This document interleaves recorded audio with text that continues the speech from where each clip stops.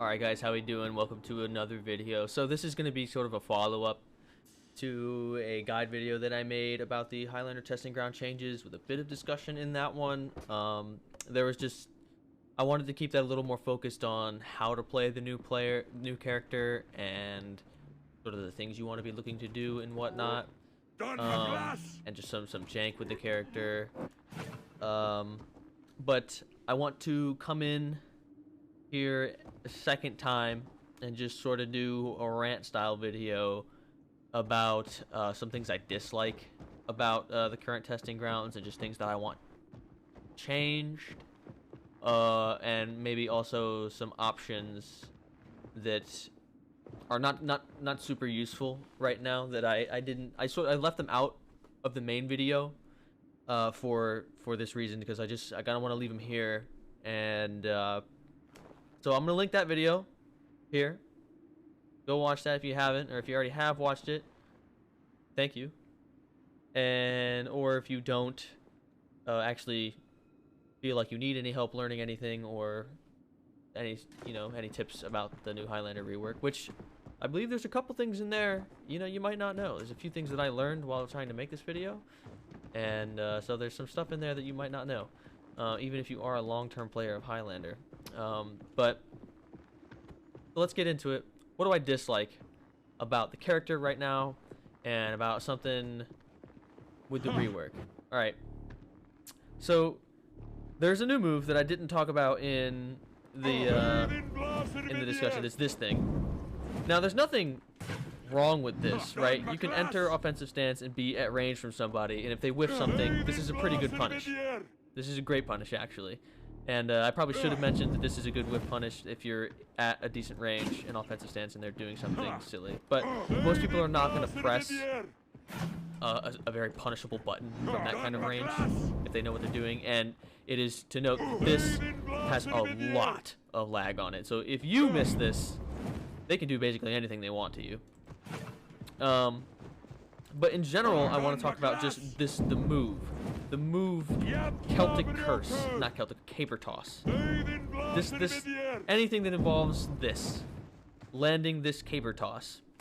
So for whatever reason, alright, sorry, we're back. The game kicked me out. I don't know why. Whatever reason, with any other character, you think about Sent landing his punch, right, his pin, or Jormungandr landing his slam, which functionally is not super different to this move, right? You throw somebody on the ground, you pin them for a slight, and then you smack them with a punish, right? For whatever reason, Highlander, upon landing this, which does not cost a little amount of stamina to throw this, mind you, especially from the feint to feint, right? From the soft feint. It's just very weird that this gives the enemy their stamina back and you don't. Because you have to spend all the stamina to get there, and then after you land it, you have to throw that heavy that's 24 stamina. Which is it's very awkward. It's very weird. If Sent can get his stamina back after landing a thing, Shaman after she lands her bite, if they can get their stamina back after landing those options, I think there should be some sort of code that when you land this, once you've thrown the opponent to the ground, you can get your stamina back. And, even if they don't want to give you the stamina for the heavy back, the stamina for this should be refunded, I think. And then the next thing I want to talk about that I'm really not liking, I haven't liked this for a time on Highlander, but I feel like in the rework it's just especially noticeable, since now we can't backlight anymore. Our options to get into the stance are just weaker when we're in this close range neutral, and especially off a frame advantage, with the only option we have being this heavy or a light or this zone, which the zone is good. I'm pretty sure if somebody goes for, say, a light parry on the zone, it feints fast enough to actually catch their heavy. So like if you were to throw this light and they parry it, woohoo, and then if you throw this heavy and then try to guard break them, their parry attempt came out too fast and it's just going to smack you across the face. I think this catches that, but I'm not 100% certain. But either way, I feel like there's a whole bunch of characters in this game with a dodge forward heavy out of some sort of frame advantage, or even just neutral, that just cannot be guard broken to the same extent that Highlander can be. Shaolin, Zanhu, Pirate, Centurion, right? Just to name a few, right? And Centurion isn't feintable, but the other three, they're feintable, you know? So it's not like there isn't a precedent for being able to feint a heavy, a dodge forward heavy, and it's still not having just a monumental amount of guard break vulnerability. It's just insanity. I think they really need to tone it down. I think they need to do something about that. Now, there may be some sort of spaghetti code because Highlander's a really old character that is like kind of messing with that. And so if on the dev side it's something about these soft feints that's messing with it, okay, screw it, keep it in, because I like these soft feints and some of the things that you can do with them as far as dodging moves when people try to interrupt this.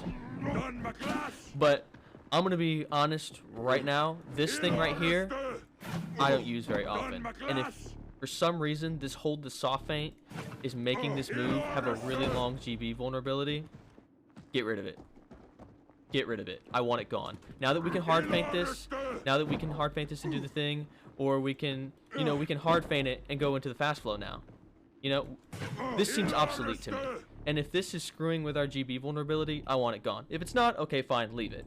But in general, this needs to not be crazy guard breakable, because it would do so much for his neutral mix-ups and for his frame advantage mix-ups to be able to just block somebody's light and go into this. Because right now, you block somebody's light, go into this, free guard break if they buffered it. If you counter guard break and go into this, free guard break if they buffered it. It's actually infuriating to get hit by it. It just doesn't make any sense. I'm holding this like 20-pound block of steel above your head because obviously this is not a like real dimension for a sword that exists. This thing is just a hunk of metal. This is gut sword level, right? And you got this giant thing held up above your head, and somebody just reaches out and tickles you, and it's over. What? Okay, so I just think if you got rid of that, if you somehow fixed the guard break vulnerability on this heavy, right, and made it something more like Shaolin or Zanhu's or Pirates, do it. I don't care if it gets rid of this. I don't care. I want that. I will gladly trade that, because I would much rather just do this or just do this. If I, you know, because that'll be guard breakable. If they read that I'm going to do this, that's guard breakable. So why not? You know, they can still get a guard break on a read. But if they don't, right, that's me. This is me applying pressure. This is me bouncing a heavy off of guard and being in offensive stance. This is me baiting a parry, getting a heavy. I'm in offensive stance. This is me dodging forward off a frame advantage, and I read that they're going to try to kick me, and me dodging that and being in offensive stance. So it's just, it would be a good tool. It would be a fun tool to be able to use, because I love this attack. I love the animation of this attack. The Celtic Curse is probably like my favorite attack in the game, just because it just looks cool as hell. And the fact that it's so crazy guard break vulnerability has been the biggest irk of mine for a long time, and I want it gone. And if it is necessary to trade this soft feint for it, I will gladly give that up. That's just, you know, that's my rant. I didn't want to put this in the original video because I felt like it would just be like, you know, a bit overbearing and whatnot. And this video has already managed to go on to 9 minutes long of just me being pissed about this move. So we're gonna end it there. Tell me what you think. What are some things that you dislike about the current state of Highlander in the testing grounds? What would you like to see changed? Would you like to see the backlight come back? I'm personally willing to get rid of the backlight, because it is a bit cheesy to fight a Highlander that just does it over and over again. It's not interactable, right? And you want to make the game interactable. And I think by getting rid of the guard break vulnerability and giving me a move that has all these options out of it would be great for increasing interactability and just overall fun factor and just quality of life for Highlander. But that's going to be about it. Drop a like, leave a comment, subscribe for more, and I will see you in the next one. Bye-bye.